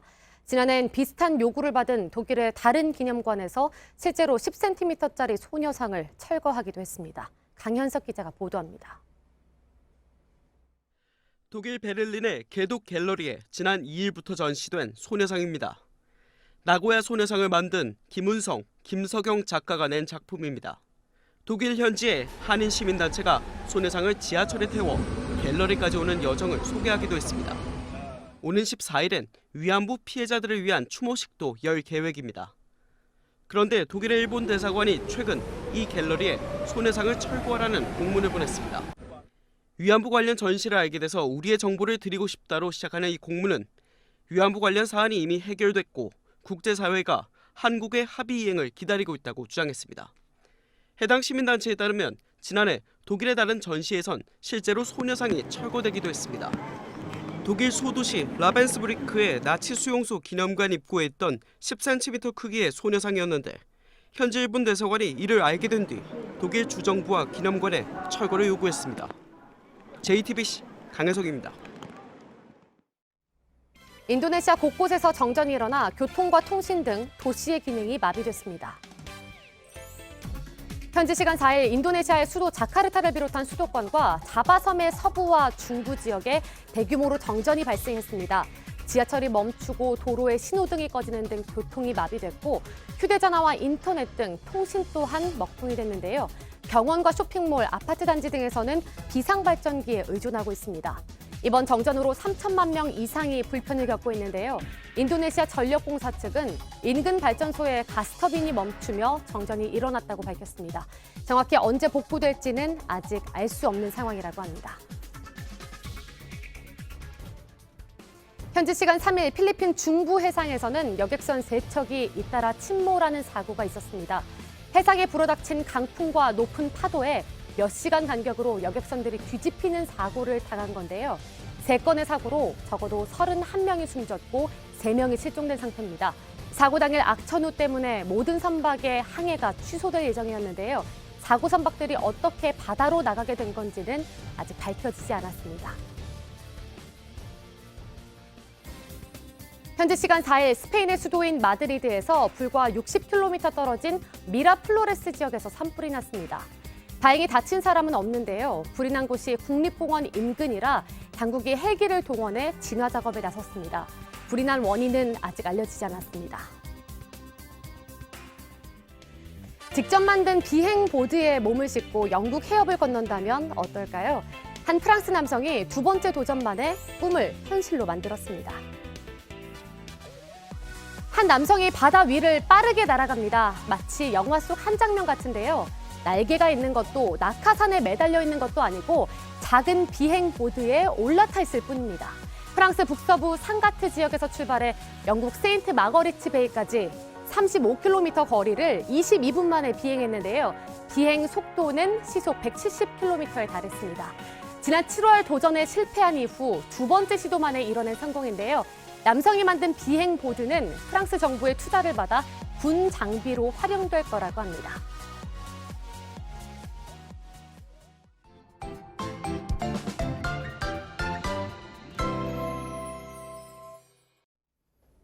(8월이) 시작된 뒤로 더위의 기세가 갈수록 강해지고 있습니다. 오늘 서울의 낮 기온은 37도까지 치솟겠습니다. 더위 소식과 함께 점차 한반도로 접근하고 있는 태풍 프란시스코 정보도 자세하게 살펴보겠습니다. 김연아 캐스터, 일단 오늘 얼마나 더울지 궁금한데요. 폭염특보가 내려진 지역들이 많죠? 네, 그렇습니다. 보시는 것처럼 전국 대부분 지역에 폭염경보 발효 중인데요. 이렇게 전국에 찜통더위가 이어지는 가운데 어제보다 기온이 1, 2도 더 오르는 곳도 많겠습니다. 오늘 낮 동안 서울은 37도, 춘천과 청주, 대전과 전주, 광주 36도, 대구는 35도까지 크게 오르겠고요. 자외선 지수와 불쾌 지수 모두 매우 높은 수준으로 예상됩니다. 네, 어제보다 더 덥다고 하니까 특히 노약자분들 각별히 주의를 하셔야 될 것 같습니다. 구름이라도 좀 많이 있어서 직사광선을 가려주면 좋을 텐데 오늘 하늘의 상황은 어떻습니까?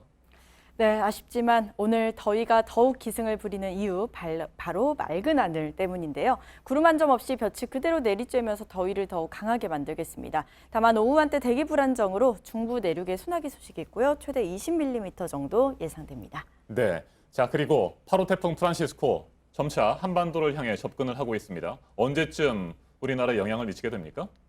네, 현재 제8호 태풍 프란시스코는 일본 가고시마 동남쪽 해상을 지나고 있고요. 점차 다가오면서 내일 오후에는 제주 동쪽 해상으로 진입을 하겠습니다. 이후 남해안에 상륙해서 내륙을 관통하겠고 모레 밤사이 소멸할 것으로 보입니다.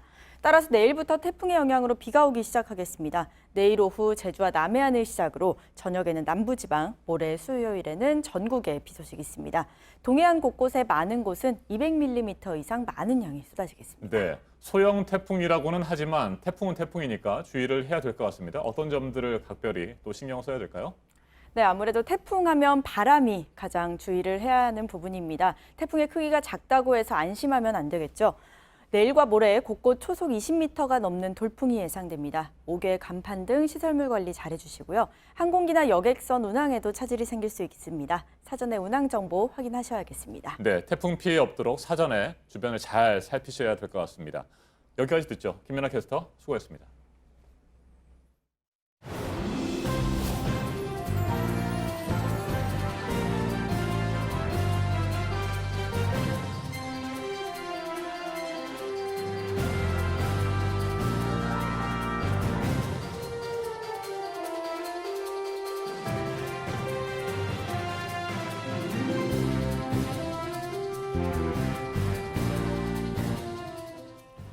네, 월요일 아침 8시 지나고 있습니다. 트럼프 미국 대통령이 세계무역기구 WTO에서 개발도상국 지위에 무임승차에 있다면서 중국을 포함한 11개 나라를 앞서 지목을 했었습니다. 이 가운데 싱가포르와 아랍에미리트가 사실상 백기투항을 했다고 하는데요. 보도국 연결해서 알아보겠습니다. 이재승 기자, 우리도 이제 11개 나라 안에 포함이 돼 있었습니다. 그래서 지금 이 부분에 대한 우려가 특히 농업 분야에서 높은 상황인데 압박이 될 수밖에 없겠네요. 네, 그렇습니다. 트럼프 대통령이 지난달 26일에 발전된 국가들이 WTO 개도국 지위 혜택을 받지 못하도록 미 무역 대표부에 지시를 했는데요. 이후에 싱가포르와 아랍에미리트가 사실상 개도국 지위를 포기했습니다. 싱가포르 찬춘싱 통상산업장관은 블룸버그 통신에 싱가포르는 WTO 개도국 지위에 따른 혜택을 누리지 않고 있다고 밝혔습니다. 찬 장관은 싱가포르는 이전에도 개도국 지위 혜택을 누린 적이 없는 만큼 이슈 자체가 안 된다고 말했습니다. 앞서 아랍에미리트 경제부도 WTO 회원국들이 개도국 혜택 철회를 승인한다면 이를 거부하지 않을 것이라고 밝혔다고 현지 언론이 전했습니다. 산업통상자원부 관계자는 이들 두 나라가 결국은 WTO 개도국 옷을 벗겠다는 신호를 보낸 셈이라고 설명했습니다. 그렇다면 이 선진국과 개도국 사이에 낀 한국의 입장이 난처하게 됐는데요. 우리나라는 1996년에 OECD에 가입할 당시 선진국임을 선언하라는 요청을 받았지만 농업 분야에 미칠 영향을 우려해서 농업을 제외한 분야에서 개도국 특혜를 주장하지 않기로 합의하고 개도국으로 남은 바 있습니다. 네, 다음은 한국이 올해 1분기 중국 수입 화장품 시장 1위 자리를 일본에 빼앗겼다는 소식입니다. K뷰티가 주춤한 가운데 J뷰티가 급성장하면서 글로벌 경쟁의 주도권을 내줄 위기에 처한 겁니다. 대한화장품산업연구원에 따르면 국제무역센터 조사 결과 올해 1분기 중국 화장품 시장의 국가별 수입액은 일본이 7억 7천만 달러로 가장 많았습니다. 이어서 프랑스가 7억 3천만 달러로 2위, 한국이 7억 2천만 달러로 3위였습니다. 한국은 지난해 프랑스를 제치고 1위를 차지했는데 이번에 3위까지 순위가 낮아졌습니다. 최근 파이낸셜 타임스는 잠자는 거인이었던 J뷰티가 눈을 떴다며 K뷰티가 트렌디한 아이템으로 주목받았다면 기본에 충실하면서도 뛰어난 기술력을 보유한 J뷰티의 시대가 오고 있다고 평가했습니다. 네, 그리고 1970년대 캄보디아에서 이 킬링필드를 일으킨 핵심 전범이 사망했다는 소식이네요. 네, 그렇습니다. 누온체아인데요. 누온체아가 현지 시간 4일 저녁에 캄보디아 수도 프놈펜의 병원에서 숨졌다고 교도통신이 유족을 인용해 보도했습니다. 향년 93세입니다. 체아가 사망함에 따라 킬링필드를 일으킨 폴포트 정권 고위층 가운데 생존자는 키우 삼판 전 국가주석뿐입니다. 이로 인해서 대학살의 진상을 규명하는 것이 한층 어려워졌는데요. 킬링필드 사건의 핵심 전범인 체아는 전범재판소에 인륜에 반하는 죄 그리고 대량 학살죄 등으로 기소돼 종신형을 받았습니다. 그는 권력에서 밀려난 뒤에도 조국을 지키기 위해 어쩔 수 없었다며 폴포트 정권을 옹호했는데요. 폴포트 정권은 1975년에 친미 성향의 론롤 정권을 무너뜨리고 공산주의 사회 건설에 나섰습니다. 이 과정에서 기아, 고문, 처형 등으로 목숨을 잃은 사람은 당시 인구의 약 4분의 1인 170만 명에서 220만 명으로 추산됩니다. 지금까지 아침엔 지금 JTBC 이재승입니다. 금융권에서 우리나라 올해 경제 성장률이 2%대를 달성하기 어려울 수도 있다는 부정적인 관측이 나왔습니다. 일본 수출 규제가 장기화되고 있고 미중 무역 갈등 역시 격화되는 등 대외적인 악재도 만만치 않습니다. 우리나라 경제 상황 어떻게 봐야 할지 그리고 어떤 대책이 필요한지 전문가와 자세하게 짚어보겠습니다. 최백은 건국대 경제학과 교수 자리에 함께했습니다. 어서 오십시오. 네, 안녕하세요. 네, 금융권에서 부정적이고 회의적인 시각들을 많이 내놓는 것 같습니다. 대외경제연구원의 최근 보고서에 따르면 일본의 수출 규제 조치 때문에 한국의 GDP가 최대 0.44% 감소할 것이다. 이런 전망을 내놨는데 어떻게 보십니까? 이런 추정 같은 경우는요. 네. 우리가 좀 이제 신중하게 좀 해석을 해야 되는 것이 이제 가정이 있습니다. 그러니까 이제 이 대외경제정책연구원에서도 이제 반도체 생산이 한 10% 감소했을 경우를 이렇게 가정을 해가지고 그것이 전후방 연관 산업들에 미치는 영향을 이렇게 추정을 한 걸로 알고 있습니다. 네. 알고 있는데 문제는 이제 그 가정이 현실화가 돼야 되는 것인데 그래야지만 이 추정이 이제 그나마 이제 그러니까는 좀 근거를 가질 수 있는 거겠죠. 그런데 지금 상황을 보게 되면요. 반도체, 예를 들어서 D램 가격을 보게 되면은 지난해 대비해 가지고 한 64% 정도가 가격이 하락했어요. 네. 그 얘기는 뭐냐면 여전히 이 시장에 있어서 공급 과잉 상태라는 걸 의미를 하는 것이고요. 그리고 또 이제 삼성전자 같은 경우는 시장의 지배력을 유지하기 위해서 계속해서 반도체 공급량을 유지하겠다는 이런 입장을 지금 견지하고 있습니다. 네. 그 얘기는 그러니까 생산 이 물량의 타격이 굉장히 그러니까는 그 우리가 일반적으로 그러니까 전문가들이 예측하는 거에 비해 가지고 간단하게 단순하게 예측하는 것에 비해 가지고는 상당히 그러니까 공급 역량을 갖추고 있다고 이제 우리가 추정을 할 수 있을 것 같고요. 그랬을 때 만약에 예를 들어서 실제로 10% 만약에 감산이 만약에 이루어진다면요. D램 가격이 상당히 많이 회복될 수가 있습니다. 네. D램 가격이 회복되게 되면은 결국은 생산 물량이 적더라도 공급 물량이 적더라도 매출액은 증가할 수 있기 때문에 그래서 제가 볼 때는 좀 이제 이 추정하는 데 속에서 좀 신중하게 좀 해석을 해야 된다고 생각이 들고요. 그것보다는 저는 오히려 최근에 한국은행에서 그러니까는 올해 이제 성장률 전망치를 2.2%까지 내렸잖아요. 네. 내렸는데 그것도 여전히 저는 낙관적이라고 보고 있습니다. 예. 올해 이제 그러니까는 이 일본과의 어떤 갈등이 생기기 전까지도 일단 그 반도체 수출액의 감소로 인해 가지고 네. 생기는 충격을 보게 되면은 한 2% 정도 방어하면 굉장히 선방하는 거다. 저는 이렇게 개인적으로 계산이 나오더라고요. 근데 2.2%를 잡고 있는 것은 아마도 이제 추경 편성을 굉장히 이제 고려를 했을 것 같은데 뭐 추경 편성이 굉장히 결과적으로는 굉장히 국회 통과된 추경 규모를 보게 되면 굉장히 좀 실망스럽습니다. 뭐 예상보다도 그러니까 한 1조 한 1,300억 원 정도가 감액이 됐기 때문에요. 네. 그리고 거기다가 특히 저소득층에 해당되어지는 예산들이 많이 감액이 되어졌어요. 네. 저소득층 같은 경우에 지원이 굉장히 경제 성장률을 끌어올리는데 굉장히 기여를 하는데 그런 부분이 감액이 됐다는 점에서 굉장히 좀 유감스럽고요. 그래서 오히려 추경 규모가 굉장히 예상보다도 적다는 점에서 오히려 한국은행에서 예상한 성장률 전망치를 달성하기가 좀 힘들 것 같은 저는 이런 생각을 지울 수가 없습니다. 그러니까 2.2% 경제 성장률 달성은 좀 어려울 수가 있지만 그래도 2%는 넘어갈 것이다 이렇게 보시는 겁니까? 저는 뭐 2% 정도 방어를 하면은 선방하는 거라고 이 한일 간의 갈등이 생기기 전에도 그랬었어요. 그런 상태 속에서 지금 이제 그러니까는 이런 반도체라든가 그다음에 향후 이제 화이트리스트 배제의 어떤 효과로 인해 가지고 발생할 수 있는 것은 정확하게 예측하기는 힘들지만 아직 구체적인 조치들이 안 나오고 그렇기 때문에요. 반도체 같은 경우는 제가 볼 때는 그렇게 큰 충격은 없을 것 같습니다. 네. 그런데 지금까지 뭐 금융권에서 나온 추정이라든지 경제 관련 기관들의 보고서를 보면 말이죠. 지난 2일 일본의 화이트리스트 배제 결정에 따른 영향이라든지 피해 이런 것들은 반영이 되지 않았다면서요, 아직까지는. 그렇죠. 아직 실행이 안 됐으니까요. 실행이 되는 건 이제 그러니까 올해 이제 이번 달 말이나 돼야지만이 그 윤곽이 드러날 것이고요. 아무래도 그러니까는 그 부품 소재와 관련된 중소기업들 중심으로 해서 좀 타격은 저는 불가피하다고 봅니다. 단기적으로는요. 그러한 부분들이 우리 성장률에 그러니까 어느 정도 수치에 그러니까 영향을 미칠지는 지금 사실 정확하게 가늠하기는 어렵습니다. 네. 어려운데 단기적으로 그러니까 피해는 불가피하다 이렇게 보고 있고요. 그랬을 때 아까 제가 그러한 피해를 제외했을 때도 한 2% 방어하면 선방하는 거다 그랬었는데 아마 제가 볼 때는 하반기에 만약에 상황이 악화된다면은 그걸 대비해가지고 저는 2차 추경도 저는 준비를 해야 되지 않겠는가 이렇게 생각하고 있습니다.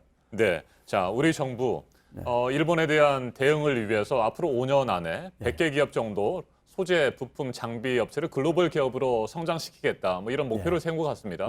이 뭐 실제적으로 달성 가능성이 있습니까?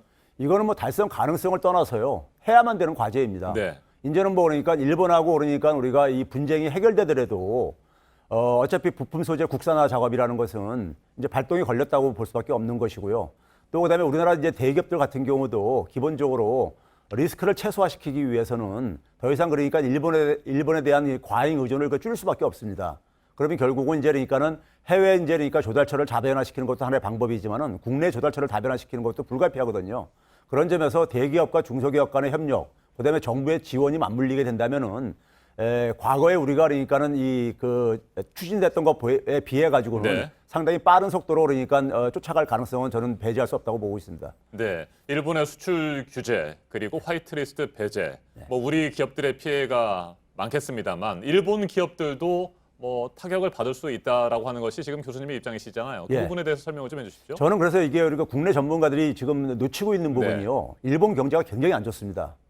그러니까 예를 들어서 일본 경제는 지금까지 아베 집권 이후에 일본은행, 즉 일본의 중앙은행인 일본은행에서 대규모로 돈을 찍어내가지고 경제를 그러니까 유지하는 이런 구조였었어요. 그런데 지난해 어떤 상황까지 벌어졌냐면요. 55조 엔을 일본은행에서 찍어냈는데 오히려 그러니까 소득은 GDP는 그러니까는 1,141억 원이나 줄어들었어요. 그러니까 돈 찍어내가지고 소위 소득을 증가시키는 것이 한계에 도달하는 상태고요. 거기다가 지금 수출도 그러니까 급감을 하고 있습니다. 그러니까 여기다가 이제 우리가 이제 올 가을에 지금 소비세까지 만약에 올리게 되게 되면은 지금 민간 소비액이요 5년 전에 비해서 1,000억 엔이 줄어들 정도입니다. 그러니까 일본 경제가 굉장히 지금 이렇게 여유가 없습니다. 여기다가 만약에 한국에 대해서 수출을 만약에 규제를 해가지고 수출을 제한을 하게 되면은 그것이 이제 또 돌아가가지고는 완제품이 일본에 그러니까 예를 들어서 전자산업에 미치는 영향이 굉장히 클 수밖에 없습니다. 그러면 일본 같은 경우 제가 볼 때 마이너스 성장률을 배제할 수가 없어요. 올해 같은 경우에 만약에 그런 상황을 썼어요. 그러면 결국 일본 산업계라든가 일본 국민들이 상당히 그러니까 불만이 그러니까 폭발할 수가 있고요. 그래서 아베 정권이 이러한 조치를 저는 지속시키는데 굉장히 한계가 있다고 생각합니다. 알겠습니다. 한 가지만 더 여쭙겠습니다. 국내 경기 부양을 위해서 4분기에 한국은행의 기준금리 인하가 다시 한번 이루어질 수 있다. 뭐 이런 전망들도 나오는데 어떻게 보십니까? 저는 뭐 금리 인하를 그러니까 하는 것은 배제할 수는 없는데 문제는 뭐냐면 그 효과입니다. 저는 그런 방식보다는 오히려 그러니까 필요로 하는 분야들에 핀셋형으로 지원을 해주는 것이 훨씬 더 효과적이라고 보고 있고요. 그러니까 금리 인하도 그러니까는 심리를 그러니까 좀 더 완화시키는 데 하나의 도움은 되겠지만은 구체적으로 그러니까 필요로 하는 산업이라든가 필요로 하는 계층들한테 핀셋형으로 그러니까는 금융 지원이 그러니까 보다 더 필요하다고 생각합니다. 알겠습니다. 여기까지 듣겠습니다. 최백은 건국대 경제학과 교수였습니다. 말씀 잘 들었습니다. 감사합니다. 일본 자동차 부품 업체들이 한국에서 거래처 나눠먹기를 해온 사실이 드러났습니다. 그러니까 누구에게 물건을 팔지 미리 서로 짜서 경쟁을 피했다는 겁니다. 공정위는 이들 업체에 과징금을 물리고 특히 미쓰비시 전기와 히타치는 검찰에 고발했습니다. 두 기업 모두 전범 기업의 계열사입니다. 이영 기자가 보도합니다. 자동차에 들어가는 얼터네이터라는 부품입니다. 엔진이 만든 에너지를 전기로 바꿔 전조등 같이 전기가 필요한 곳에 보내줍니다. 일본의 덴소, 미쓰비시 전기, 히타치 등이 주로 이 부품을 만들어 팝니다. 그런데 이들 업체가 지난 2004년부터 10년 동안 한국 시장에서 거래처 나눠먹기를 한 사실이 드러났습니다. 업체들의 사전 합의에 따라 미쓰비시 전기가 12년 동안 르노 삼성의 QM5에 들어간 얼터네이터를 납품했고 현대차 그랜저 HG와 기아차 K7 VG에는 덴소 제품이 들어갔습니다. 한국 GM의 말리부 차량에 덴소가 점화 코일을 납품하게 된 것도 업체들끼리 사전 합의한 겁니다. 공정위는 거래처 나눠먹기에 가담한 일본 업체 4곳에 과징금 92억 원을 부과하기로 결정했습니다. 또 미쓰비시 전기와 히타치는 검찰에 고발했습니다. 두 기업 모두 전범 기업의 계열사입니다. 공정위는 2014년부터 이들 업체의 국제 담합을 조사해 최근 이같이 제재하기로 결정했습니다. JTBC 이현입니다.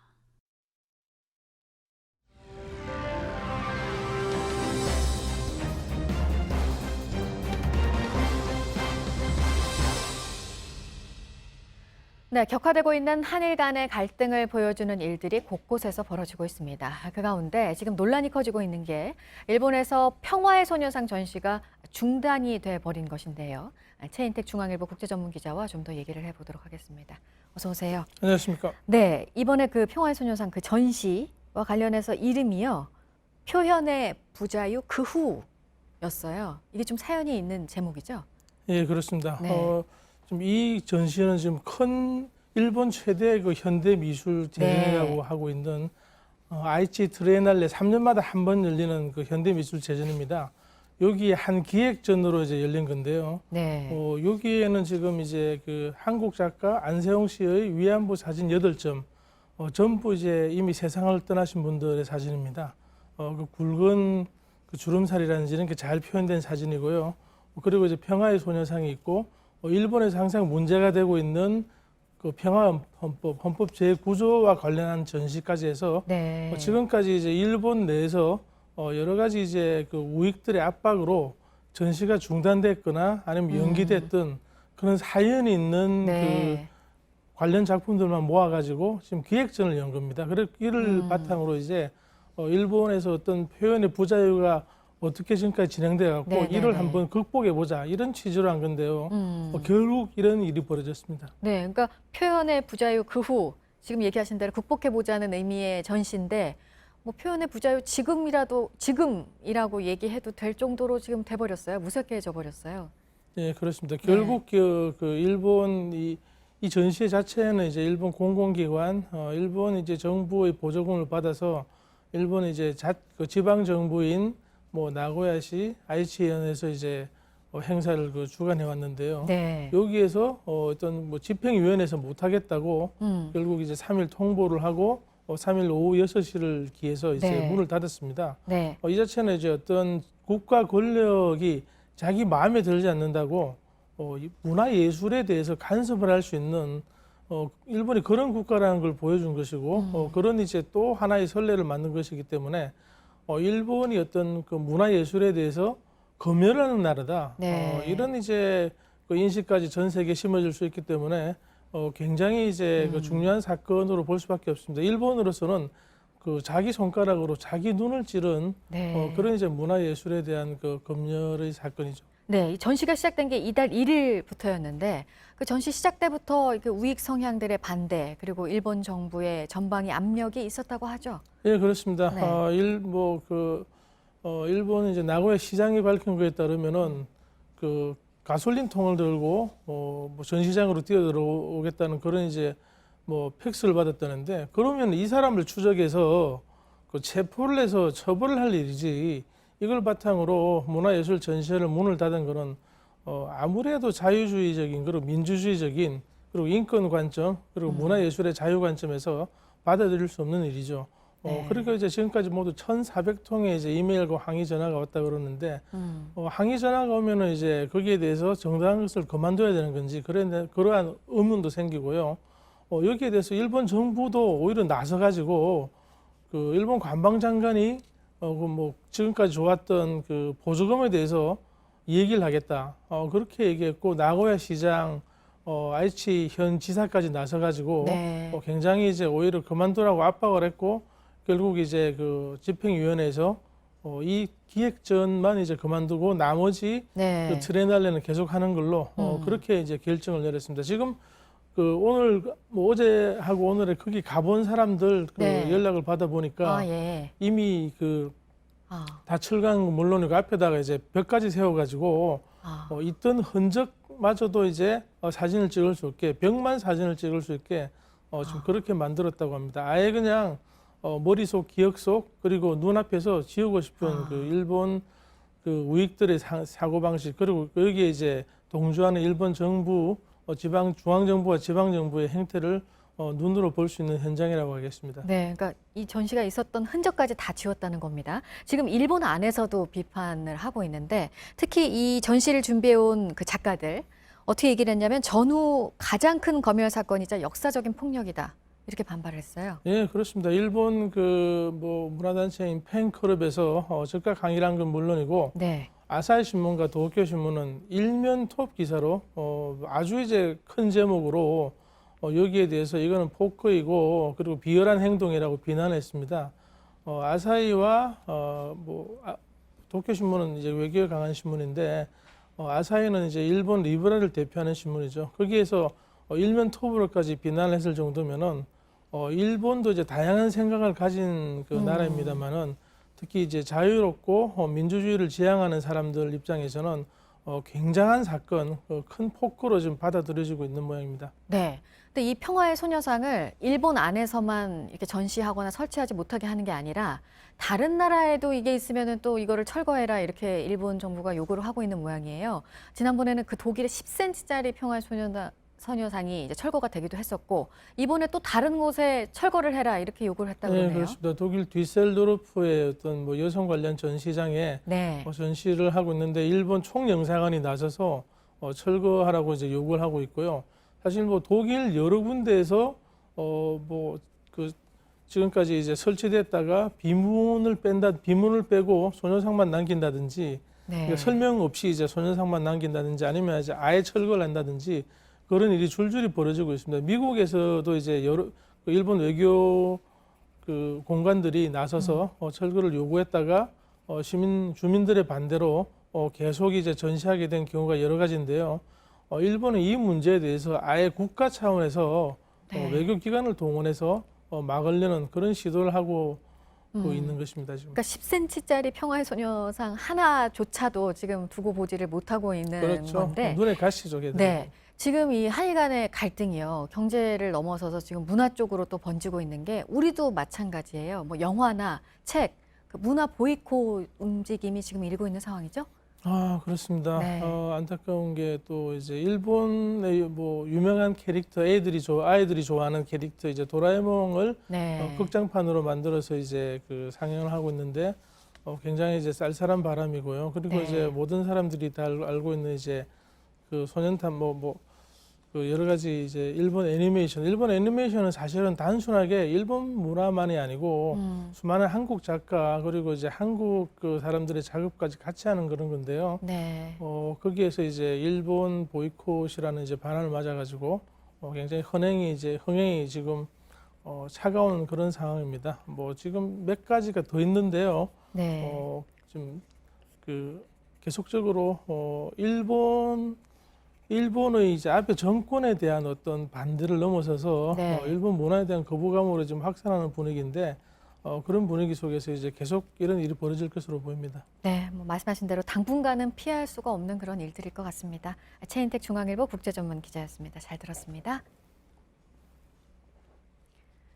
네, 경북 동해안 쪽에서요, 요즘 많이 보이는 벌레가 있다고 합니다. 이곳으로 여행을 간 분들이 특히 불편해하고 있는데요. 약을 뿌려도 별 소용이 없습니다. 조익신 기자입니다. 매트 위를 꾸물꾸물 기어다니는 작은 벌레. 홍딱지 바수염 반날개라는 곤충입니다. 개미보다 조금 큰데 날개가 있어 날기도 합니다. 여름 휴가철인 요즘 이 낯선 벌레가 경북 동해안 일대에 대거 출현해 비상이 걸렸습니다. 특성이 파리처럼 날고 사람 몸에 붙으면 물고 팔딱팔딱 뛰고 이래서 잡기가 굉장히 곤란해요. 죽은 채는 가만히 있고. 풀숲을 헤쳐 약을 뿌리고 늦은 밤까지 방역 작업을 하지만 역부족입니다. 뿌리면은 모기 같은 거는 그런 벌레는 좀 많이 없어지고 까만 벌레 새로 생긴 거 그거는 크게는 효과는 없습니다. 이 약이. 병을 옮기는 해충은 아니지만 피서객들 입장에선 불편할 수밖에 없습니다. 벌레가 음식에 막 뛰어들고 또 여자들 이렇게 화장품 냄새 이런 거 좋아하고 막 달려들고 이 다리 뭐 치마 속으로도 막 들어오거든요. 사람을 물기도 합니다. 물리면은 어느 정도 이게 좀 아프나요? 목이 물리는 거. 간지럽고 그런 건 없어요. 붓는 것도 없고 그냥 약간 따끔거리는 거. 벌레가 나온다는 소문에 성수기인 요즘 캠핑장도 타격이 큽니다. 상인들도 울상입니다. 피서객들이 와가지고 벌레 때문에 많이 가요. 오늘 또 요 두 집이 있는데 하루 더 잘라 했었는데 그 벌레 때문에 간다 하더라고요. 잡고 때리고 때리는 팔이 아파 죽겠는 발바닥이. 습하고 음식물 쓰레기가 많이 나오는 요즘이 홍딱지 바수염 반날개가 활동하기 좋은 시기입니다.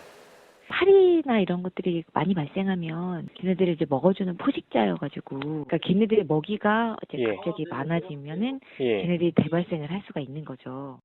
한동안 낯선 벌레와의 불편한 동거가 불가피해 보입니다. JTBC 조유신입니다. 여자 골프 세계 랭킹 1위 고진영 선수가 이번 시즌 메이저 대회 3승에 도전했지만 아쉽게 놓쳤습니다. AIG 여자 브리티시 오픈 최종 라운드에서 선두 경쟁을 벌였는데 최종 합계 272타로 단독 3위에 올랐습니다. 안태훈 기자입니다. 마지막 18번 홀 버디 펫.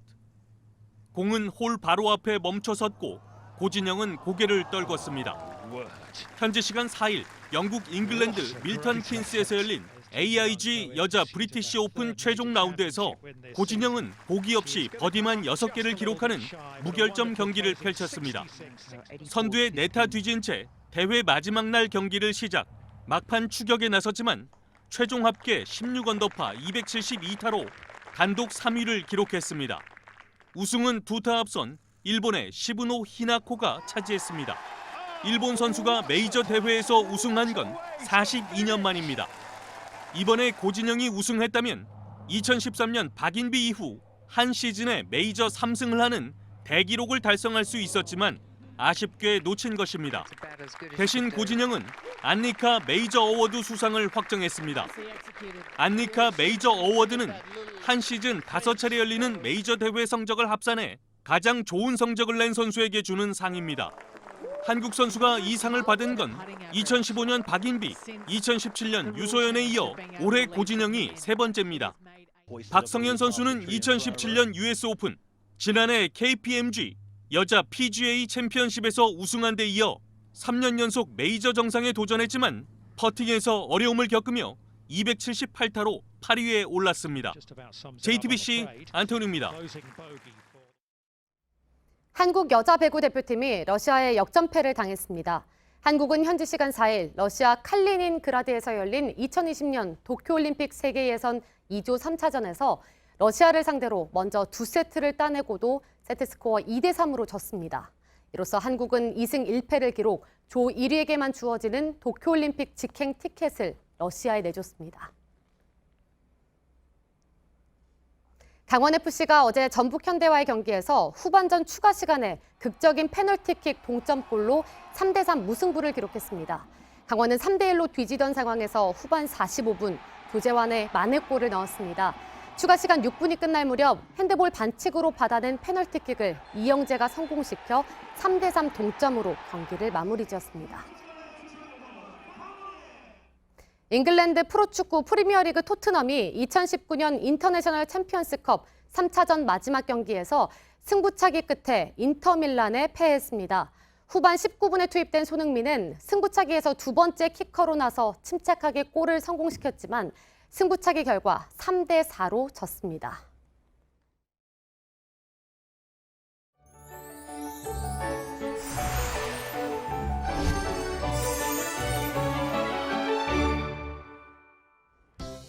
전국 대부분 지역에 폭염경보 계속 발효 중입니다. 오늘 어제보다 1, 2도 더 오르는 곳이 많겠고 자외선 지수와 불쾌지수 모두 매우 높음까지 지속됐습니다.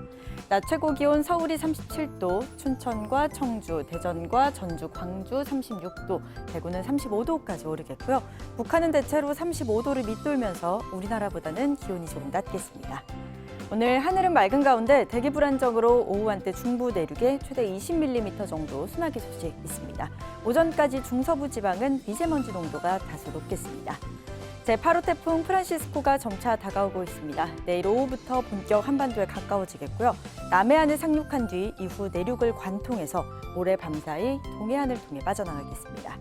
태풍의 영향으로 내일부터 비 소식이 있습니다. 내일 오후 제주와 남해안을 시작으로 저녁에는 남부지방, 모레 수요일에는 전국에 비가 오겠습니다. 동해안을 중심으로 많은 곳은 최대 200mm 이상 쏟아지겠습니다. 비가 오면서 기온은 잠시 떨어졌다가 비가 그친 뒤 다시 오르겠습니다. 기상정보였습니다. 아침엔 뉴스워치, 오늘 하루 관심을 가지고 지켜봐야 할, 기억해야 할 뉴스 끝으로 정리해드립니다. 일본 핵심 산업에 타격을 입힐 수 있는 품목에 대한 수출 제한 조치가 일본 화이트리스트 배제 결정에 대한 우리 정부의 맞대응 차원에서 검토되고 있는 것으로 전해졌습니다. 여권의 한 고위 관계자는 자동차 산업을 포함해 서너 가지 품목의 수출 제한 조치를 준비 중이라고 말했습니다. 김상조 청와대 정책실장은 이번 주 국내 대기업 경영진과의 만남을 조율하고 있는데 문재인 대통령과 대기업 총수들의 만남도 다시 추진될 가능성이 있습니다. 이런 가운데 일본 외무성이 한국을 여행하는 자국민들에게 주의보를 내렸습니다. 한국을 화이트리스트에서 배제한 결정이 나오고 주로 서울과 부산에서 반일 시위가 열리고 있다면서 신중하게 행동하라고 경고했습니다. 고용노동부가 내년도 최저임금을 시간당 8,590원으로 확정하고 오늘자 관보를 통해 고시했습니다. 내년 1월 1일부터 효력이 발생하게 되는데 한 달 노동시간 209시간으로 환산하면 179만 5,310원입니다. 한국노총이 최저임금 결정 절차와 내용에 문제가 있다며 이의를 제기했지만 정부는 받아들이지 않았습니다. 국회 국방위원회가 오늘 전체회의를 열고 북한의 연이은 발사체 발사를 규탄하는 결의안을 의결할 예정입니다. 일본의 경제 조치로 한일 군사정보보호협정을 파기해야 할지에 대해서도 논의가 있을 것으로 보입니다. 오늘 전해드릴 소식은 여기까지입니다. 이상으로 JTBC 뉴스 아침엔 월요일 순서 모두 마치겠습니다. 건강한 하루 보내시기 바랍니다. 고맙습니다.